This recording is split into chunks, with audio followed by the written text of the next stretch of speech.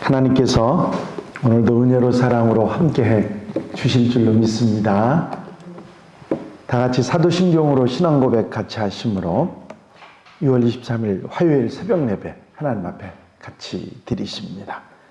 전능하사 천지를 만드신 하나님 아버지를 내가 믿사오며 그 외아들 우리 주 예수 그리스도를 믿사오니 이는 성령으로 잉태하사 동정녀 마리아에게서 나시고 본디오 빌라도에게 고난을 받으사 십자가에 못 박혀 죽으시고 장사한 지 사흘 만에 죽은 자 가운데서 다시 살아나시며 하늘을 오르사 전능하신 하나님 우편에 앉아 계시다가 저리로서 산 자와 죽은 자를 심판하러 오시리라. 성령을 믿사오며 거룩한 공예와 성도가 서로 교통하는 것과 죄를 사해 주신 것과 몸이 다시 사는 것과 영원히 사는 것을 믿사옵나이다. 아멘. 할렐루야. 하나님의 말씀은 히브리서 12장 4절 말씀부터 10절 말씀까지입니다. 히브리서 12장 4절부터 10절 말씀까지 제가 봉독해 드립니다. 히브리서 12장 4절로 10절 말씀입니다. 너희가 죄와 싸우되 아직 피 흘리기까지는 대항하지 아니하고 또 아들들에게 권한 것 같이 너희에게 권면하신 말씀도 잊었도다. 일러스되 내 아들아 주의 징계하심을 경히 여기지 말며 그에게 꾸지람을 받을 때에 낙심하지 말라. 주께서 그 사랑하시는 자들을 징계하시고 그가 받아들이시는 아들마다 채찍질 하심이라 하였으니 너희가 참음은 징계를 받기 위함이라. 하나님이 아들과 같이 너희를 대우하시나니 어찌 아버지가 징계하지 않는 아들이 있으리요. 징계는 다 받는 것이오늘 너희에게 없으면 사생자요 친아들이 아니니라. 또 우리 육신의 아버지가 우리를 징계하여도 공경하였거든 하물며 모든 영의 아버지께 더욱 복종하며 살려 하지 않겠느냐. 그들은 잠시 자기의 뜻대로 우리를 징계하였거니와 오직 하나님은 우리의 유익을 위하여 그의 거룩하심에 참여하게 하시느니라. 아멘. 믿음의 증인들, 믿음의 계보를 따라서 신앙의 경주에서 승리하기 위해서 그 믿음의 증인들의 격려와 또 박수를 받으면서 끝까지 승리하기 위해서 예수님을 바라보라고 히브리서는 말씀하고 있습니다.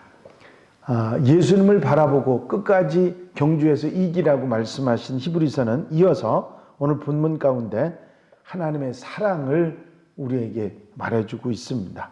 왜냐하면 하나님의 사랑이 어떠한 사랑인지를 바로 알아야 하나님의 뜻을 알고 또 하나님의 뜻을 순종하며 살 수 있기 때문입니다. 우리가 하나님을 잘못 이해하고 잘못 받아들이게 되면 그것을 때로는 오해해서 잘못 살 수 있기 때문이죠. 히브리서가 말씀하시는 하나님의 사랑에 대한 표현은 부모님 사랑과 같다. 그렇게 말씀하고 있습니다. 하나님께서는 아들과 딸과 같이 자녀들처럼 아버지가 그렇게 하듯이 너희를 대우한다. 그렇게 말씀하고 시작합니다. 이 말씀은 하나님께서 하나님의 백성들을 그냥 백성이 아닌 당신의 아들, 딸로 생각하고 그렇게 대하신다. 그런 말씀이죠. 부모가 자식을 사랑하는 것처럼 하나님께서도 하나님의 자녀들을 그렇게 사랑하신다 하는 말씀입니다. 물론 부모가 자식을 사랑하지만 그 사랑은 결단코 맹목적인 사랑은 아닙니다. 또 사랑하는 방법도 무조건 받아주거나 무조건 주기만 하는 그런 사랑이 아닙니다. 정상적인 부모는 자녀들을 그렇게 무조건 맹목적으로 그렇게 사랑하지 않기 때문에 그렇죠. 왜냐하면 자녀들이 잘 되고 어떤 어려움 속에서도 잘 이겨나가기를 바라기 때문에 부모들은 자녀들을 결코 그렇게 사랑하시지 않습니다. 이제 부모의 사랑으로 말씀하시는 하나님의 사랑법은 징계하고 채찍질하신다는 말씀을 하십니다. 부모는 자식을 바로잡고 올바른 길을 가게 하기 위해서 잘못된 생각이나 어리석은 선택을 하면 바로잡기 위해서 또 다른 방법으로, 사랑의 또 다른 방법으로 채찍질이나 징계를 사용하게 됩니다. 만일 잘못했는데, 남의 것을 도둑질했는데 야단을 치지 않고 징계가 없이 잘했다 한다면 그건 부모라고 말할 수 없는 거지요. 그렇게 잘못을 했는데도 징계가 없으면 부모가 아니고 사생자고 친아들이 아니기 때문에 그랬다. 그렇게 히브리서는 말하고 있습니다. 그렇기 때문에 하나님이 징계하시는 거나 채찍질을 두려워하지 말고 오히려 감사해야 한다 하는 것이 히브리서의 말씀입니다. 지금 너희에게 야단치고 너희가 이거 잘못한 거라고 책망하는 것을 그걸 이상하다고 생각하지 말고 하나님의 사랑이고 부모로서 당연하다고 그렇게 생각해야 한다 하는 말씀입니다. 어느 날 유명한 부흥사인 무디에게 어떤 여자 교인 한 사람이 찾아와서 이런 얄미운 얘기를 했습니다. 우리 하나님은 대단하세요. 제가 아무리 잘못해도요, 저는 그냥 놔두시대요. 그렇기 때문에 하나님은 안 계신 게 분명해요. 그러면서 얘기를 했습니다. 그 이야기를 듣고 있던 무디가 그 부인을 지그시 바라보면서 이런 말을 했습니다. 부인은 지금 부인이 스스로 그리스도인이 아니라는 사실을 말하고 있습니다. 왜요? 제가 교회를 얼마나 열심히 다니고 오래 출석했는데요. 그렇게 반문을 했더니 무디는 당신이 그리스도인이라면 하나님께서 당신을 그대로 놔두지 않았을 것입니다. 그렇게 말을 했다고 합니다. 그렇습니다. 징계는 자녀들에게만 있는 것입니다. 어떤 부모가 남의 자식이 잘못했다고 가서 때리고 야단치는 부모가 있습니까? 그런 부모 없습니다. 에이, 못된 놈. 그리고 고개 돌려버리고 말지. 근데 내 자식이 잘못하면 그걸 그냥 둡니까? 아이고, 절대 그냥 두는 일 없죠. 야단치고 바로잡아서 제대로 살게 하죠. 그렇습니다. 자녀이기 때문에 하나님께서는 우리를 징계하신다 하는 것입니다. 뿐만 아니라 징계하고 책망하고 바로잡으실 뿐만 아니라 끊임없는 관심을 지속적으로 갖는 것이 바로 부모님 사랑입니다. 아무리 잘못해도, 아무리 어리석게 살아가도 그걸 그냥 두지 않고 끝까지 따라다니며 책망하고 바로잡아서 바로 살게 한다고 하는 것이죠. 부모는 자식이 나이가 많이 들었어도 충분한 성인이 돼서 일을 잘 감당해도 지속적인 관심을 늦추지 않습니다. 언제나 자식은 나이가 들어도 부모에게는 관심의 대상이고 사랑의 대상이기 때문입니다. 하나님께서는 하나님 백성들을 결코 마음대로 하도록 내버려 두시는 분이 아니고 하나님의 눈에 벗어나는 그리스도인은 아무도 없습니다. 물론 부모님의 관심에 귀찮아하는 자식이 있습니다. 하나님의 관심을 이렇게 귀찮아하는 그리스도인이 있을 수 있지요. 그러나 그것은 귀찮아하거나 싫어할 것이 아니라 오히려 뭘 해야 돼요? 감사해야 될 일입니다. 왜냐하면 하나님의 관심, 그 관심 밖의 자식은 버려진 자식이 될 수밖에 없기 때문입니다. 그렇습니다. 언제나 우리가 하나님의 관심과 사랑을 받고 있고 또 우리도 그렇게 하나님의 관심과 사랑을 가지고 살아야 한다 하는 사실을 늘 잊지 말아야 될 것입니다. 킴볼이라고 하는 교회 학교 선생님이 계셨는데 교회 학교의 아이들을 아주 정성으로 잘 돌보는 선생님이셨습니다. 그 선생님이 한 아이가 교회에 나오지 않아서 걱정이 됐습니다. 사람들에게 물어봤지만 아무도 모른다고 했고 그 아이가 일하고 있는 구두방으로 찾아갔습니다. 그 아이는 생활이 어려워서 학교에 다니기가 힘들어서 어려서부터 구두수선을 해서 생활비를 벌고 있었습니다. 아무도 자신에게는 관심을 가지지 않을 것이라고 생각했는데 교회 학교 선생님이 그 소년을 기억하고 일하는 곳까지 찾아와 주었습니다. 이제 그 아이는 다시 교회를 찾아갔고 훗날에 목사가 돼서 미국을 변화시킨 대부흥사로 이름을 떨치게 됩니다. 한 소년에 대한 교회 학교 선생님의 작은 관심이 그 소년을 위대한 지도자로 키웠습니다. 무디라고 하는 부흥사의 이야기입니다.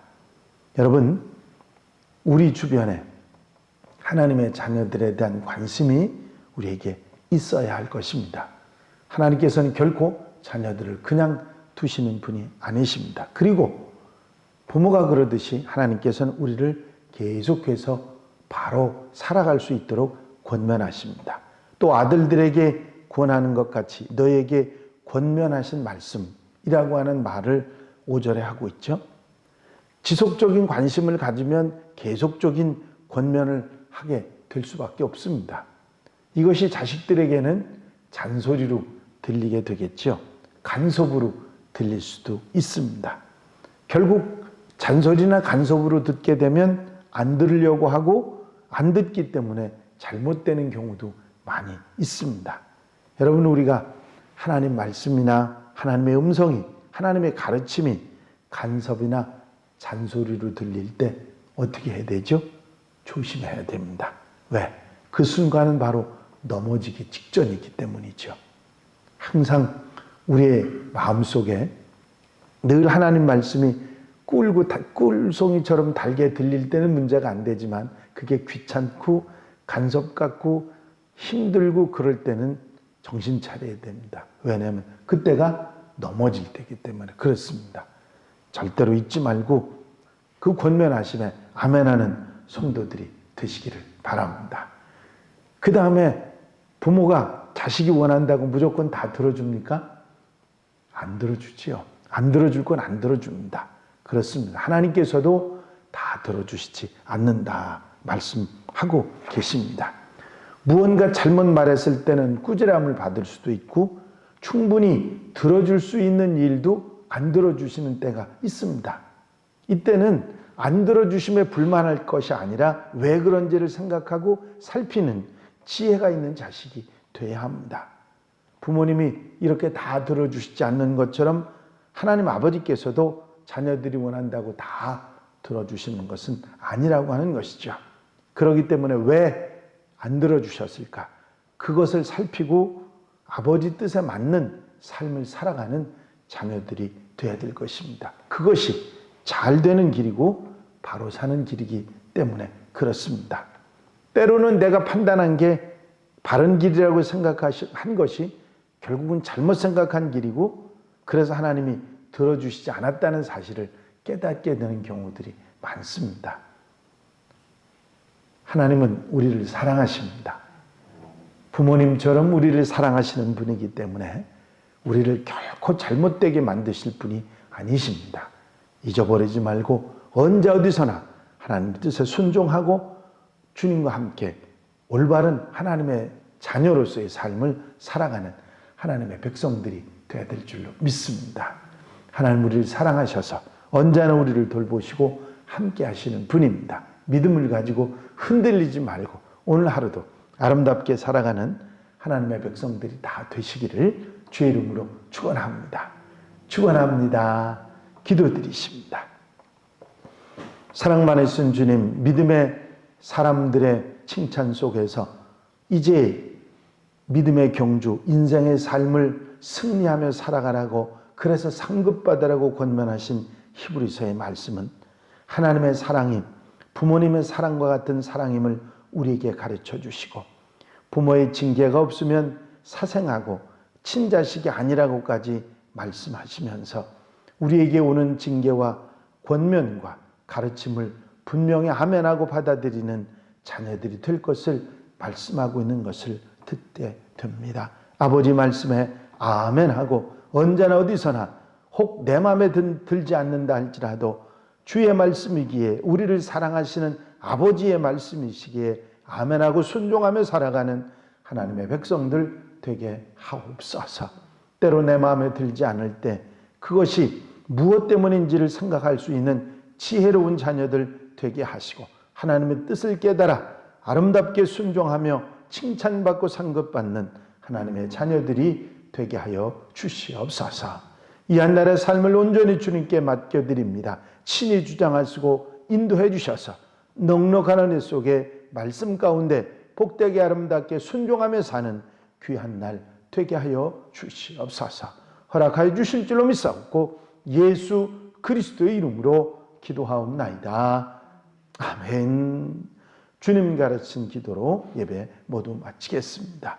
하늘에 계신 우리 아버지시여 이름이 거룩히 여김을 받으시오며 나라의 마옵시며 뜻이 하늘에서 이루어진 것 같이 땅에서도 이루어지이다. 오늘날 우리에게 일용할 양식을 주옵시고 우리가 우리에게 죄 지은 자를 사하여 준 것 같이 우리 죄를 사하여 주옵시고 우리를 시험에 들지 말게 하옵시며 다만 악에서 구하옵소서. 나라와 권세와 영광이 아버지께 영원히 싸움나이다. 아멘. 이 시간 기도하실 때에 교회 부흥과 발전을 위해서 또 공동 기도 제목들 위해서 또 중보기도할 분들 위해서 코로나19 때문에 어려움 당하는 일이나 또 봉사하는 이들 위해서 또 여러분들 자유롭게 기도 제목들 위해서 기도하시고 돌아가시기 바랍니다.